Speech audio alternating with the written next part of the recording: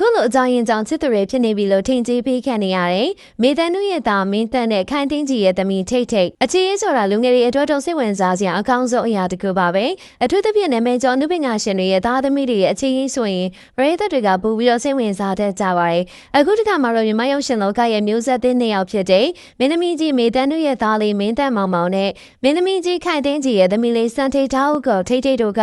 ပရိသတ်တွေအကြောင်းမှာရေးပန်းစားနေပါတယ်။မကြသေးခင်ကရန်ကုန်မြို့မှာပြုလုပ်ခဲ့တဲ့ဝက်ဒီရှိုးတစ်ခုမှာမင်းတန်းနဲ့ထိတ်ထိတ်တို့ဟာအမတ်မထင်နဲ့စုံစည်းခဲ့ကြပါတယ်။ဒီပွဲပြမှာသူတို့နှစ်ဦးကအတူတူဓာတ်ပုံရိုက်ခဲ့ကြပါတယ်။ဒီပုံလေးတွေကိုလူမှုကွန်ရက်စာမျက်နှာတွေပေါ်တင်လိုက်တဲ့အခါမှာပရိသတ်တွေရဲ့မှတ်ချက်ပေးမှုတွေကတကယ်ကိုရိုးရိုးသက်သက်ဖြစ်သွားခဲ့ရပါ။ဘာကြောင့်လဲဆိုတော့သူတို့နှစ်ယောက်ဟာတကယ်ကိုရုပ်ရည်ချင်းအလုံးစင်တူနေတယ်လို့အမကန်လိုက်ဖက်နေကြလို့ပါပဲ။ပရိသတ်များစုကတော့အမေတို့သားမေတန်းတို့ရဲ့သားနဲ့အမေတို့သမီးခိုင်နှင်းကြီးရဲ့သမီးလို့ချစ်စနုခေါ်ပါပြီးတော့ဒီလောက်တောင်လိုက်ဖက်နေကြတာတွေ့ကြပါတော့တကယ်ပဲအချင်းချင်းချစ်သူဖြစ်တင်ကြတယ်ဆိုပြီးတော့တခဲနဲ့သဘောတူပေးနေကြပါရဲ့တချို့တွေကတော့ရုပ်ချင်းကအမွာရီလားထင်မဲ့ရောက်လာအောင်စင်လုံးနေလို့တောင်မှတ်ချက်ပေးခဲ့ကြတာပါဒီလိုမျိုးပရိသတ်ရဲ့သဘောတူညီမှုကသူတို့နှစ်ယောက်ကိုလက်ရှိမှာပရိသတ်ရဲ့အသေးကျော်ဆုံးတွဲလေးဖြစ်သွားစေပါရဲ့ဒီလူငယ်နှစ်ယောက်ဟာနာမည်ကျော်နုပညာမိဘတွေရဲ့မျိုးရိုးကနေစင်သက်လာခဲ့အကြောင်းသူတို့ရဲ့အနာဂတ်လှူရှာမှုတွေကတော့ပရိသတ်တွေတက်စိတ်ဝင်စားစရာပါမင်းတန်းမောင်မောင်ကတော့ညီမရုပ်ရှင်လောကရဲ့ထိတ်တန်းမင်းသမီးတဦးဖြစ်တဲ့မေတန်းနုရဲ့တဦးတွေတော်သားလေးပါ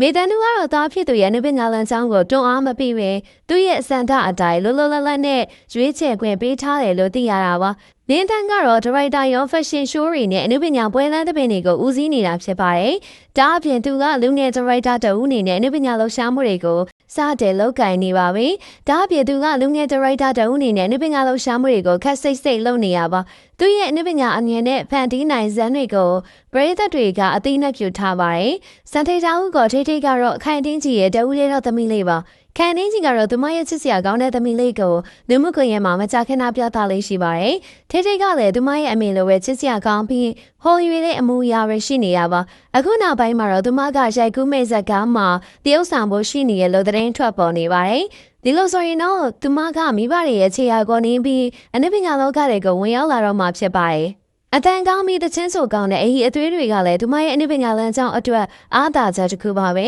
ဒီလိုမျိုးအနုပညာမျိုးရိုးကောင်းကနေဆင်းသက်လာတဲ့ဒီလူငယ်နှစ်ယောက်ကပရိသတ်တွေရဲ့စိတ်ကူးထဲမှာနေနေလာရွှေနေမြလိုမျိုးလိုက်ဖက်တဲ့အစုံတွဲလေးဖြစ်နေပုံဖော်ခံနေရပါတယ်သူတို့ရဲ့မိဘတွေကနာမည်ကြီးနုပညာရှင်တွေဖြစ်တယ်လို့သူတို့ကိုယ်တိုင်ကလည်းရုပ်ရည်ယူပါပြည့်စုံတာကြောင့်ပရိသတ်တွေကအားပေးကြတာလည်းဖြစ်ပါတယ်လက်ရှိချိန်မှာတော့မင်းတန်းကဒရိုက်တာနေနဲ့အနုပညာလှူရှားမှုတွေကိုလုပ်ကိုင်နေပြီးထိတ်ထိတ်ကလည်းရုပ်ရှင်လောကတွေကိုဝင်ရောက်ဖို့ပြင်ဆင်နေတာပါသူတို့နှစ်ဦးကအနုပညာလမ်းကြောင်းပေါ်မှာဘယ်လိုမျိုးဆက်လျှောက်လမ်းကြောင်းမလဲဆိုတော့စိတ်ဝင်စားစရာပါပရိသတ်တွေရဲ့စံတာအတိုင်းသူတို့နှစ်ဦးကအနုပညာမှာပဲဖြစ်ဖြစ်ကိုယ်ပိုင်ဘဝမှာပဲဖြစ်ဖြစ်အတူတူချစ်သူတွေချစ်လာနိုင်မလားဆိုတာကတော့စောင့်ကြည့်ရမှာပါအနုပညာနယ်ပယ်မှာရောကိုယ်ပိုင်ဘဝမှာပါသူတို့နှစ်ယောက်အတူလက်တွဲမလားဒါမှမဟုတ်မိတ်ဆွေကောင်းနေဖြစ်နေဆက်လက်တရှိနေမလားဆိုတာစိတ်ဝင်စားဖွယ်ရပါဗီဒီယိုကိုကြည့်ရှုနေကြပရိသတ်တွေနေနဲ့စံထိတ်ထောင်းနဲ့မင်းသက်မောင်မောင်တို့ကိုသဘောတူကြလောက်မိမိတို့ရဲ့အမြင်လေးတွေကိုမှတ်ချက်ပေးခဲ့ပါအောင်ရှင်အားလုံးကိုကျေးဇူးတင်ပါတယ်ရှင်